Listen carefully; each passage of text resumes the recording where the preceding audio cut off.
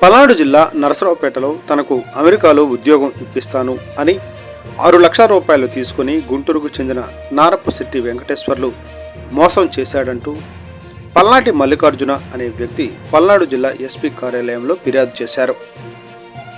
గత 5 నెలలుగా 6 నెలలుగా నాకు ఏమీ రియాక్షన్ ఇవ్వకపోగా నేను డబ్బులు అడుగుతున్న టైంలో ఏం చేసుకుంటావో చేసుకో అని చెప్పి, లేదనుకో నేను రేపిస్తా ఎల్లుండిస్తా అని చెప్పి పరిష్కారానికి రాకుండా ఎస్కేప్ అవుతూ నన్ను నానా చిత్రవాదనగా చేస్తున్నట్టుగా డబ్బులు ఇవ్వకుండా హింసిస్తూ, నేను అడిగిన దానికి ఆన్సర్ లేకుండా పరిష్కారం చేయకపోగా, నేను డబ్బులు అడుగుతుంటే దానికి రిప్లై ఇవ్వకుండా ఎట్టబడితే అట్లా ఇష్టం వచ్చినట్టు చేయటం ద్వారా నేను ఎస్పీ గారి దగ్గరికి వచ్చి కంప్లైంట్ చేసి ఫిర్యాదు చేశాను.